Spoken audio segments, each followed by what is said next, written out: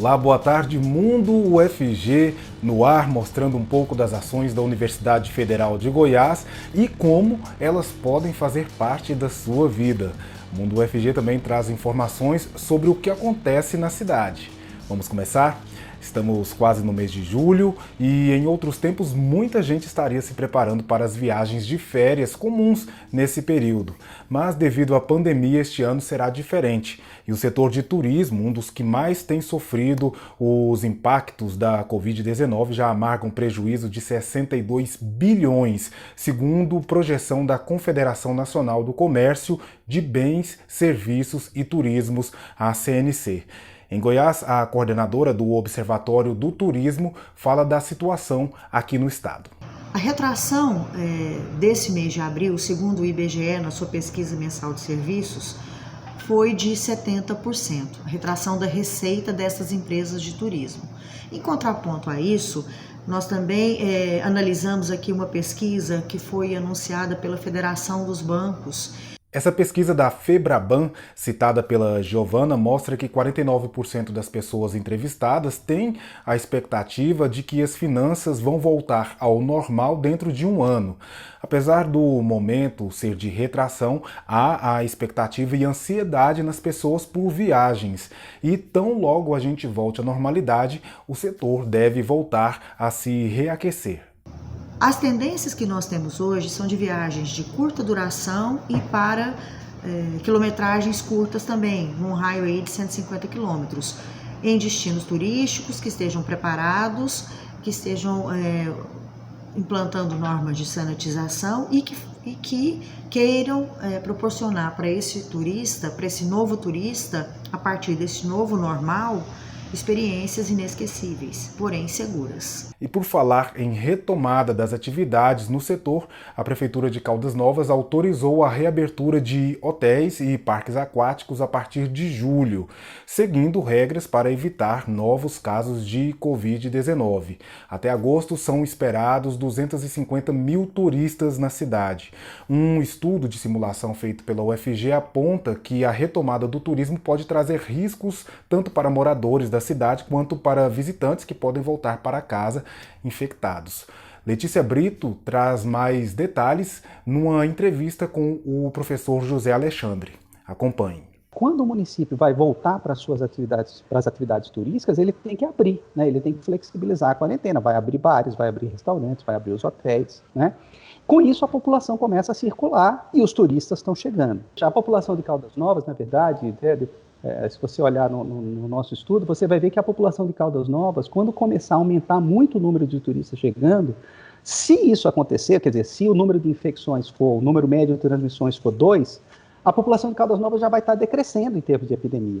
Então, qualquer pessoa que for infectar alguém tem muito mais chance de infectar um turista do que infectar um morador de Caldas Novas, porque esses moradores de Caldas Novas já não vão ser mais suscetíveis à doença, por exemplo. Eles já vão ter tido contato com o vírus, ou já vão ter ficado doentes. Quer dizer, então a dinâmica em Caldas Novas, ela já vai ter passado do pico, e aí você começa a aumentar o número de turistas. Então, o que tem para infectar são os turistas que estão chegando. O interessante da simulação, que foi uma novidade, assim, foi diferente do que as pessoas estavam preocupadas no início, né? Mostrou uma coisa diferente, é que a preocupação não é só com as pessoas que são residentes no município, mas a preocupação é as pessoas levarem essa infecção e pulverizarem, né? Espalharem essa infecção para o resto do estado de Goiás. Né? Então, nós estamos falando, no caso de Caldas Novas, né, no pior cenário, nós estamos falando em 8 mil infectados. Veja que não são 8 mil casos, não são 8 mil pessoas doentes, né? São 8 mil pessoas carregando o vírus. Algumas delas vão ficar doentes, algumas delas vão precisar de hospital e algumas delas vão vir a óbito, né? Se a gente pensar, por exemplo, que Caldas Novas é um município turístico, mas com uma predominância talvez maior de pessoas mais idosas, em alguns casos, né, que vão para lá, quer dizer, aí o impacto é muito grande, porque a gente sabe que a Covid tem uma predominância, né, em termos de letalidade para classes etárias, né, para o pessoal mais idoso. Bom, e se Caldas Novas vive essa expectativa de temporada em julho, outro ponto turístico, o Rio Araguaia, está fechado para os turistas neste ano. Um decreto estadual cancelou a temporada de julho e impôs uma fiscalização rigorosa para evitar que as pessoas montem acampamento nas margens do rio, nas praias, né?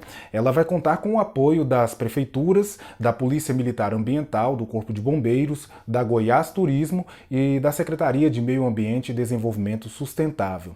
O decreto também proíbe eventos como shows e caminhadas ecológicas, tudo para evitar a expansão do novo coronavírus.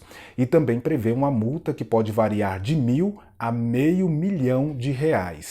As atividades individuais e unifamiliar estão permitidas desde que os participantes apresentem atestado de que estão livres da Covid-19. Esse decreto leva em consideração recomendações da OMS e estudos sobre o coronavírus que indicam que ele pode se manter vivo em ambientes naturais e ser disseminado em água doce. Além disso, dados apontam que o pico da pandemia pode acontecer entre junho e julho, período em que geralmente as pessoas visitam lá aquela região. Outra preocupação é que a região do Vale do Araguaia possui um sistema de saúde com baixa capacidade de atendimento para pacientes com a Covid-19. Todas as ações estão sendo acompanhadas pelo Ministério Público Federal de Aragarças, Britânia e também de Aruanã. Vamos para um breve intervalo, mas em poucos minutos o Mundo UFG falará sobre a chegada do inverno e também as doenças respiratórias. Você sabe a diferença dos sintomas de uma asma, rinite ou da Covid-19? Pois é sobre isso que falaremos já já.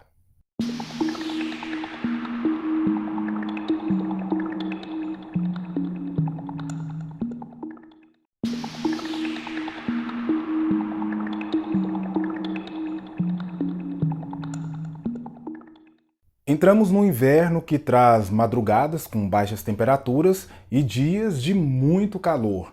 Durante essa estação, a umidade do ar chega a níveis desérticos.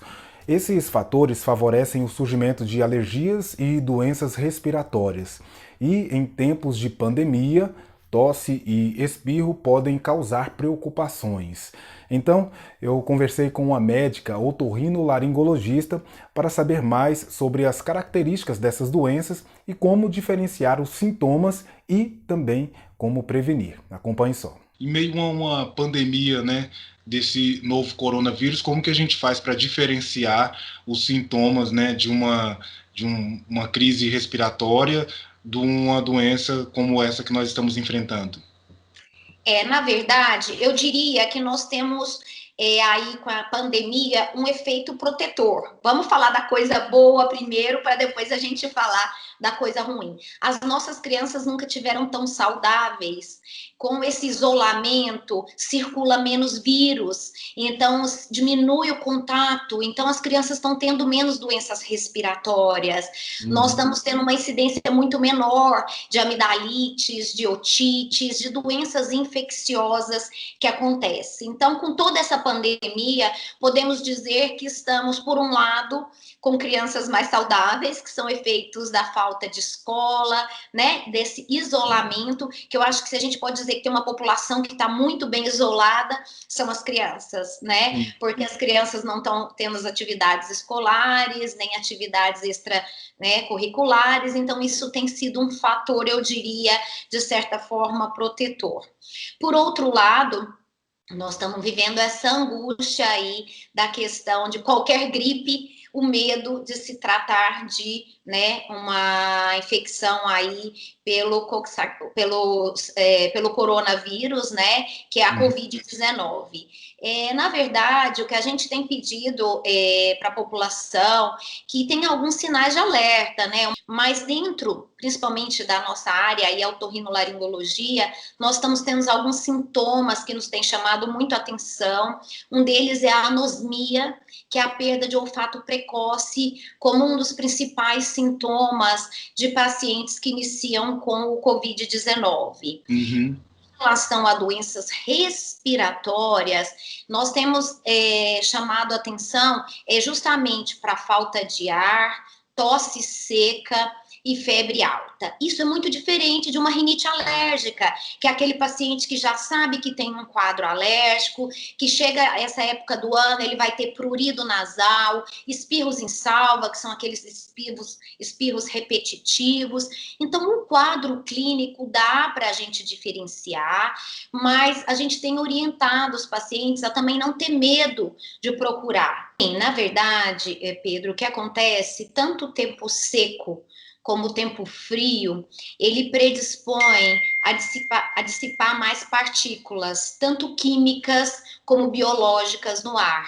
Então, por isso que essa época do ano, o tempo seco e principalmente o tempo frio em conjunto, isso proporciona um aumento significativo de todas as doenças respiratórias, aumenta o risco de circulação de vírus, de bactérias, né? Principalmente naquelas populações mais vulneráveis, que são as crianças, os idosos e os pacientes que já apresentam doenças respiratórias, como uma rinite alérgica, uma asma.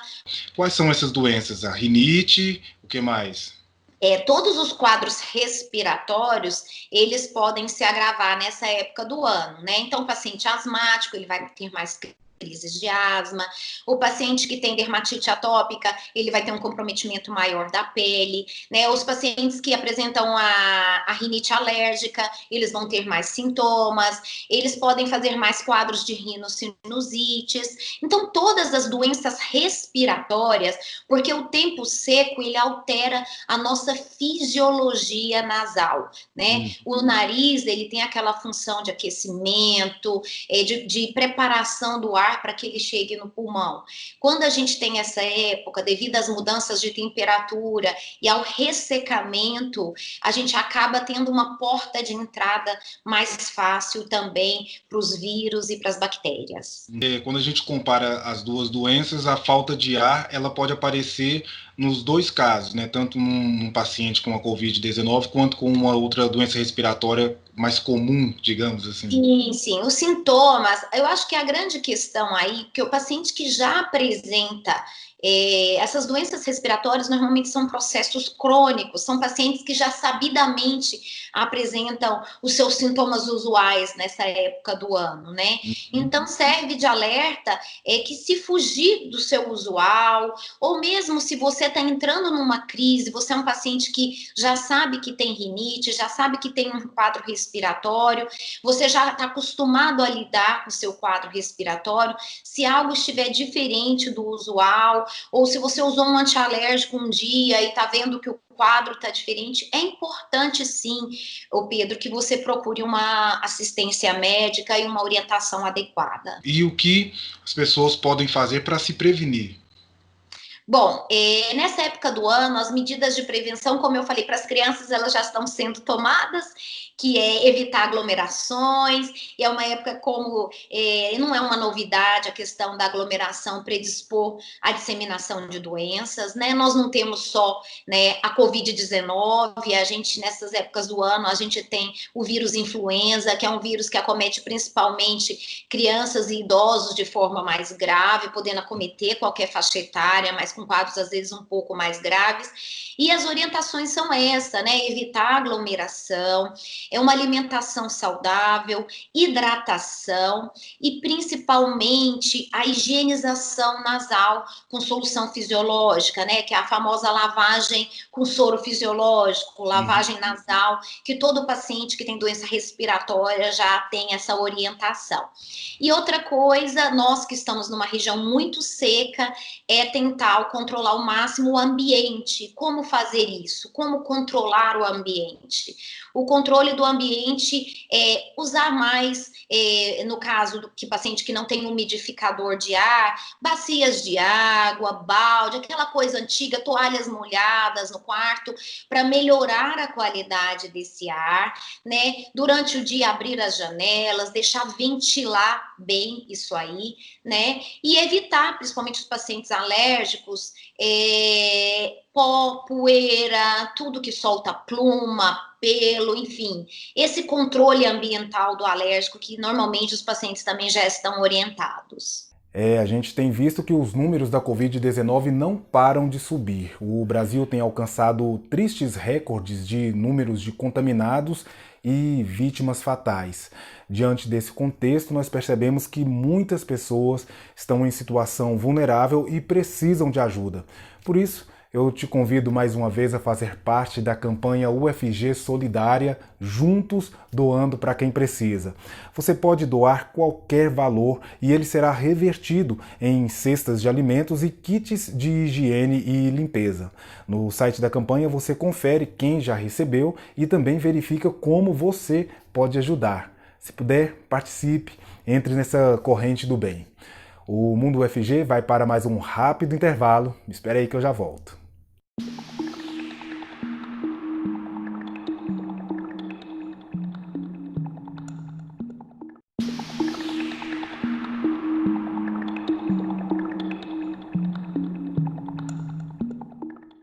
O governador de Goiás, Ronaldo Caiado, sancionou uma lei que permite que a Fundação de Apoio ao Hospital das Clínicas da Universidade Federal de Goiás faça a gestão dos novos hospitais de campanha.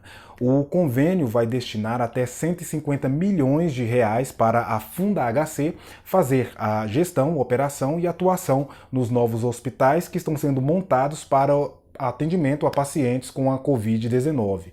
O Estado tem trabalhado com a regionalização do atendimento e, para isso, está instalando hospitais de campanha em Itumbiara, Lusiânia, Jataí, Formosa, São Luís de Montes Belos, Águas Lindas, Anápolis, Goiânia e também em Porangatu.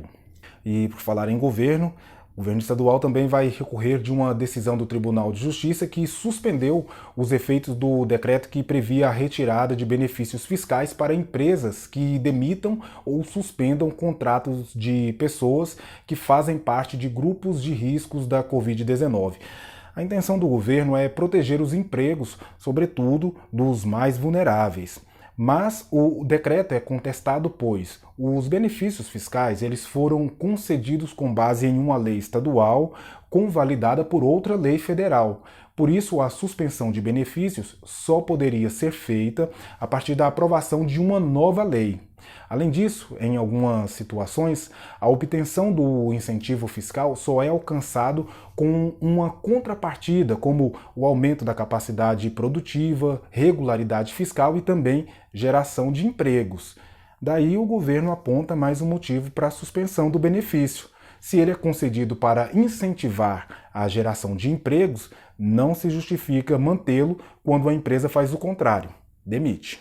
Pois bem, continuando, as eleições municipais podem ter uma nova data. A Constituição prevê que as votações sejam realizadas sempre no primeiro domingo do mês de outubro, mas devido à pandemia, agora em 2020, essa data pode ser adiada em algumas semanas. O assunto está sendo discutido pelo presidente do TSE junto com representantes do Legislativo. Pois é, na última quinta-feira, o presidente do Tribunal Superior Eleitoral, o ministro Luiz Roberto Barroso, conversou com o senador Everton, do PDT do Maranhão, ele que é relator no Senado Federal da proposta de emenda à Constituição que discute o eventual adiamento das eleições municipais. Ainda não há uma decisão sobre esse tema, como explica a advogada eleitoral Nara Bueno. Embora tenha havido consenso em relação à necessidade de adiamento das eleições devido à pandemia de Covid-19 que o nosso país enfrenta, ainda não foi definida uma data específica para a realização das eleições, mas sim um prognóstico entre as datas de 15 de novembro e 20 de dezembro, ainda deste ano. E apesar da expectativa de que o pleito seja realizado até dezembro, a questão ainda será definida pelo Congresso Nacional. Então, para a definição de data, é necessário que essa PEC seja processada, votada e depois sim promulgada por uma sessão do Congresso Nacional para que nós tenhamos a definição da data e aí sim realizarmos as eleições no ano de 2020. E olha só, cerca de 60 milhões de brasileiros podem ter acesso a quase 38 bilhões de reais quando for liberado o saque emergencial do FGTS.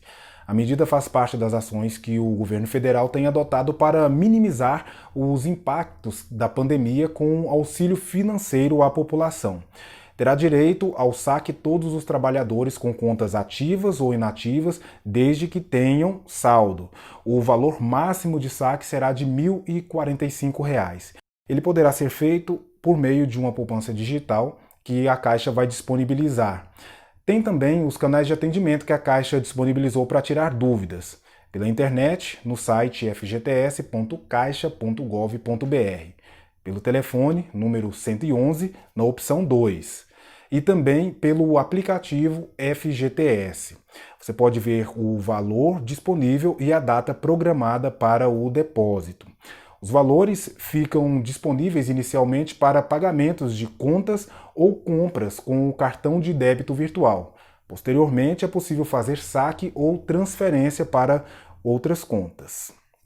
Uma última notícia antes de encerrar. Depois de praticamente 100 dias fechados, os shopping centers da cidade voltariam a funcionar na última segunda-feira. A autorização foi dada por um decreto municipal que também permitiu a reabertura do comércio varejista, ampliou os dias de funcionamento dos templos religiosos e impôs multa para quem não usar máscaras. A questão de flexibilizar algumas atividades nesse momento é muito considerando a relevância dessas atividades, a condição de que essas atividades possam implementar os protocolos de segurança, porque não se quer, com atitude de abertura, aumentar os casos de contaminação. Nós temos que ter responsabilidade nesse sentido. Pois é, os protocolos foram elaborados, o decreto publicado, mas na noite de domingo, uma liminar suspendeu a validade da decisão municipal. O juiz Claudinei Alves de Mello assinou a liminar que atendeu, um pedido do Ministério Público. Para o MP, a decisão municipal não se sustenta sob evidências científicas e análises sobre informações de saúde. E ainda que a competência para flexibilizar ou não cabe ao Centro de Operações de Emergência em Saúde Pública. No entanto, na noite da segunda-feira, o desembargador Luiz Eduardo de Souza atendeu a um pedido agora do Sindicato de Condomínios e Imobiliárias de Goiás e devolveu a validade ao decreto municipal. Um dos argumentos é que o STF já deu aos estados e municípios a autonomia para definir os critérios de isolamento ou flexibilização e que não cabe ao comitê definir esses critérios. O Ministério Público ainda pode recorrer. Chegamos ao fim de mais um Mundo UFG. Amanhã tem mais, a partir das 4 horas da tarde, ao vivo e com a sua participação. Acompanhe pelo site ou pelo aplicativo da TV UFG, de preferência em casa. E se estiver na rua, lembre-se, sempre usando máscaras para se proteger. Em casa, pela TV, no canal 15.1. Essa semana eu ainda volto, hein? Tchau, tchau.